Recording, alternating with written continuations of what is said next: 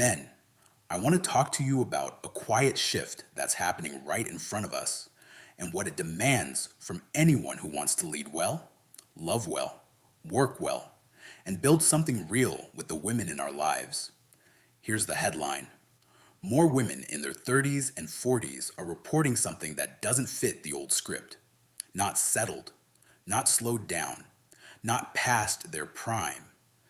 They feel more autonomous than they did in their 20s. Not because life got easier, but because they got clearer. Not because they gave up, but because they stopped sending their energy into places that never returned it.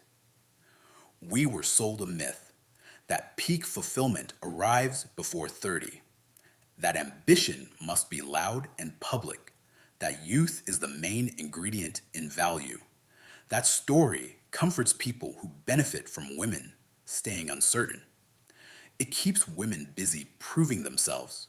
It keeps men from having to update their expectations. And it keeps entire workplaces, families, and relationships running on outdated rules.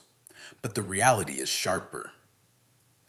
In their 30s and 40s, many women stop measuring progress by external milestones, who they're dating, whether they're married, what title they have, how impressive their calendar looks. They start measuring something else, alignment. Do my choices reflect my values? Do my relationships expand me or shrink me? Does my work cost me my health? Do I trust myself? Do I have space for silence and actual thought? This isn't a midlife crisis, it's midlife clarity. And ignoring it has a cost, not the dramatic kind, not the Hollywood kind. The real cost is subtle, the slow erosion of possibility, the gradual surrender to roles that no longer fit, the quiet accumulation of someday that never gets cashed. Regret rarely shows up with flashing lights. It shows up as a life of unchosen paths, the books unread, the skills unlearned, the trips postponed, the ideas shelved, the boundaries never set. It shows up as a person who becomes functional but not fully alive. So, what are these women chasing? They're not chasing love like a rescue mission. They're not chasing validation like a drug. They are chasing agency because agency is what makes everything else honest. Without it, success is performance. Relationships become negotiation. Work becomes compliance. Life becomes something you manage rather than something you inhabit. Let's break down what this agency looks like when it's lived, not just talked about. And as we do, I want you to listen like a man who wants to understand, not like a man who wants to argue. Because the prize here isn't winning a debate. The prize is learning how to be the kind of man who doesn't require a woman to shrink in order to be with him. 1. Financial autonomy, not greed, options. When a woman says she wants financial independence, a lazy mind hears money. A mature mind hears freedom. Financial autonomy isn't just a bigger number in an account. It's the ability to make decisions without begging for permission. It's the right to walk away from what is wrong. It's the quiet power of not being trapped.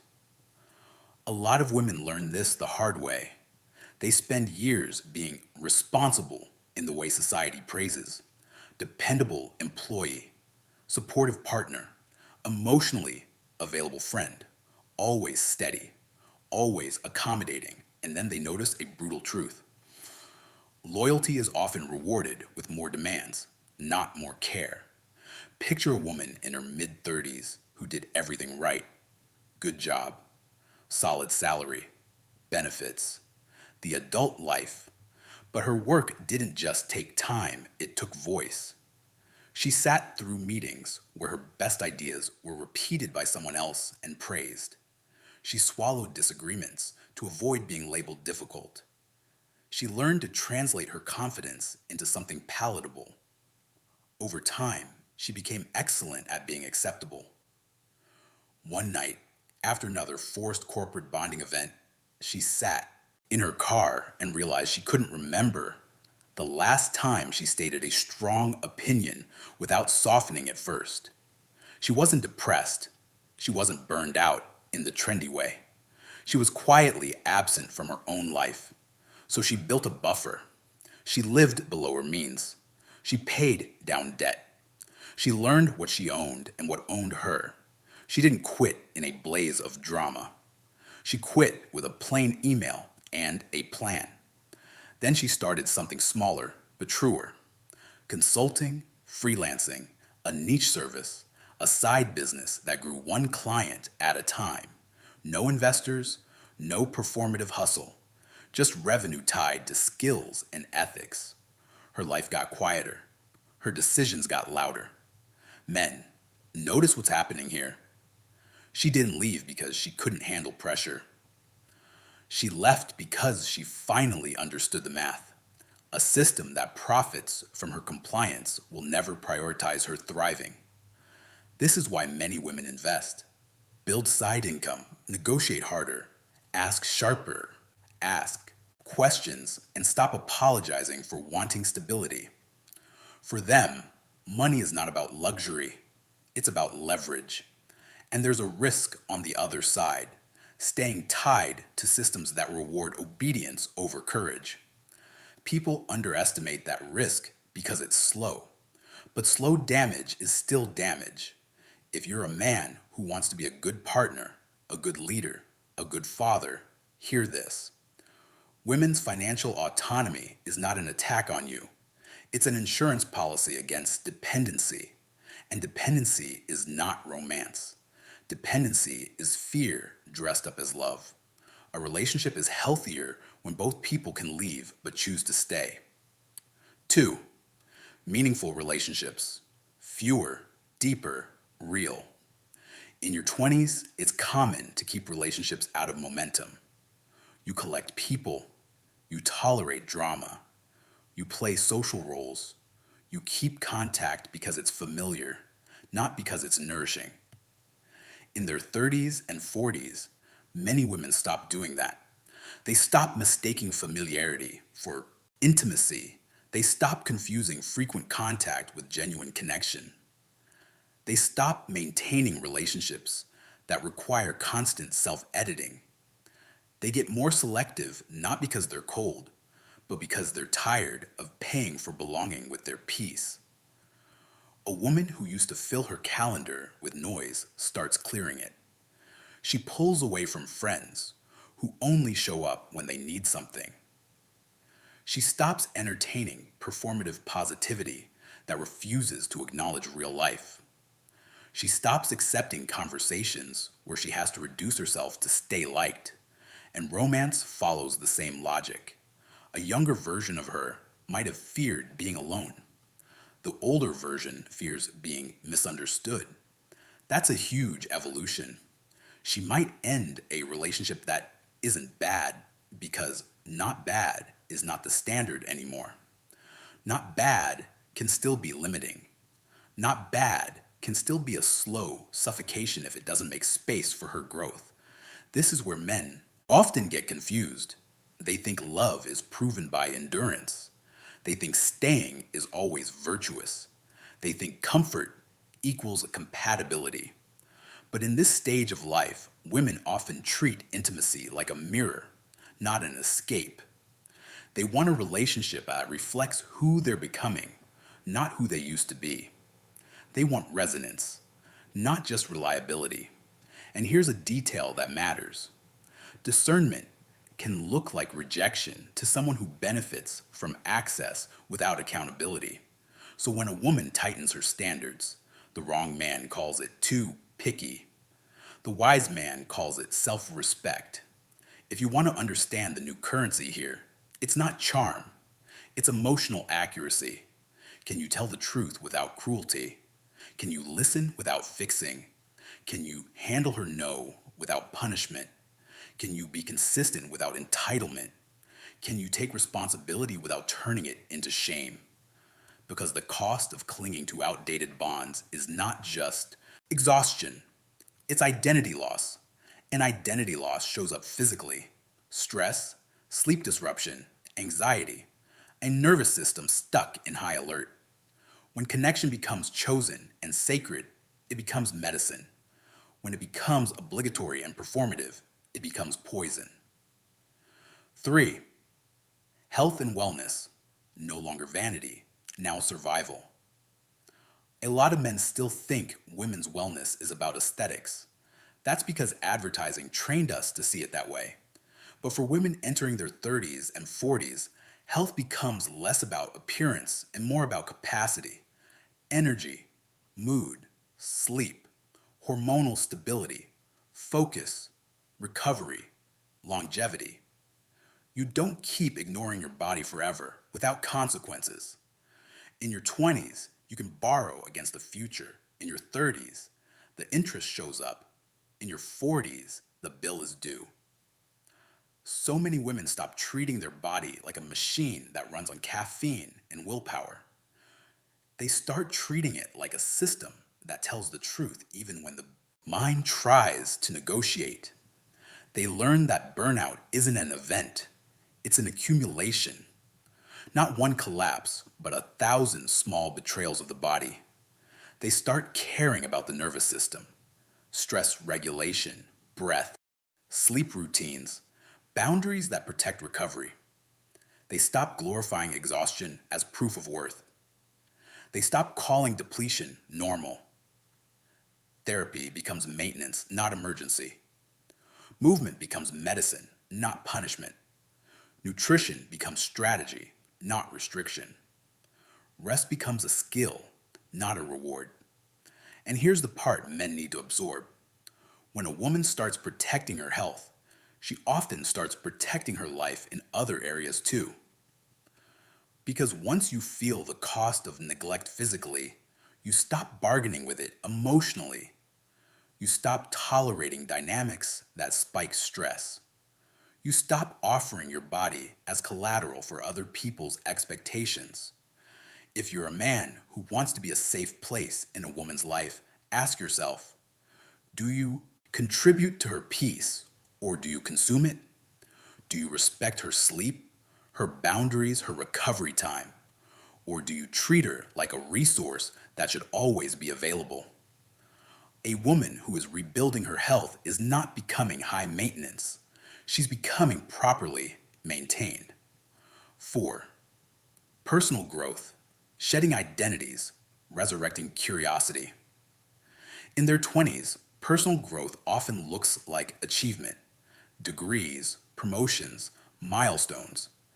In their 30s and 40s, it often looks like subtraction, shedding identities that no longer fit. A woman who spent years being the dependable one, the calm one, the helpful one, the one who never needed anything, may wake up one day and realize she doesn't know herself outside of her roles. Not because she failed, because she served. And service, when unbalanced, can erase a person. So she goes back to something that belongs to her, curiosity.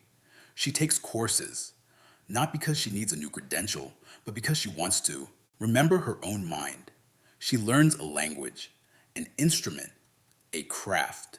She returns to art. She tries something she's bad at on purpose because being a beginner is a form of freedom when you've spent years trying to be competent for everyone else. This is the part that men often misread. They see a woman exploring and assume she's unstable. They see her changing and assume she's dissatisfied. But sometimes she's simply returning to herself. Personal growth at this stage isn't a hobby, it's a resurrection ritual. And the danger of skipping it is real.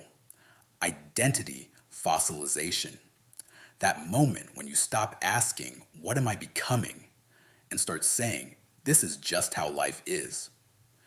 People don't die from boredom. They die from the slow death of inner life. If you're a man watching a woman reinvent herself, don't mock it. Don't minimize it. Don't demand that her evolution remain convenient for you. Ask what she's learning. Ask what she's discovering. Respect the fact that a growing person is a gift, not a threat. 5. Career recalibration. Prestige is not the prize. Now we get to a big one. Work. For a long time, women were told to prove their worth by climbing ladders designed without them in mind. They were told to be grateful for access to rooms that still questioned whether they belonged there. They were taught to perform competence, to manage perceptions, to navigate politics, to do the emotional labor of staying likable while being effective. Many did it, many excelled. And then something happened. They looked at the top of the ladder and asked, is this what I want? Or is this what I was trained to want? That question changes everything. So some women make moves that confuse people who think ambition only goes upward. They go lateral. They step down. They pivot. They take less money for more control. They trade prestige for impact, flexibility, or psychological safety. Not because they couldn't hack it, because they could. And they realized the price of hacking it was their life. A woman might leave a high-paying role to lead a mission-driven program. She might build a remote team that supports parents. She might choose work that respects her nervous system, her family, her values. She might refuse to keep volunteering for invisible labor at work, planning the birthday gifts, smoothing the conflicts, training the new hires, absorbing the tension. This isn't quitting. It's recalibration. And men need to understand what it means. She's no longer interested in building a life that looks impressive but feels empty. The cost of ignoring this is grim. A slow resentment that settles into the body. Sleepless nights, migraines, a constant sense that your life is someone else's resume. If you're a man leading women at work, this matters. Women in this stage are less persuaded by slogans and more persuaded by structures. They don't want inspirational posters about empowerment. They want fair pay, clear paths, real boundaries, and respect. They want credit. They want autonomy. They want to be evaluated on outcomes, not politics.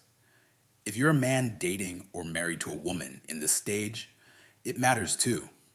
She may not be chasing the same trophies anymore. She may be chasing peace, and peace is not laziness. Peace is earned. 6. Adventure and novelty, not rebellion, recovery. Finally, there's something that looks like midlife rebellion from the outside, but is often something deeper. Women seeking new experiences, solo travel, new sports, new places, new risks, not reckless, not performative, intentional. Not because they're running from responsibilities, but because they've carried responsibilities for so long that they want proof they still know how to feel wonder. A woman might take a trip and not post it.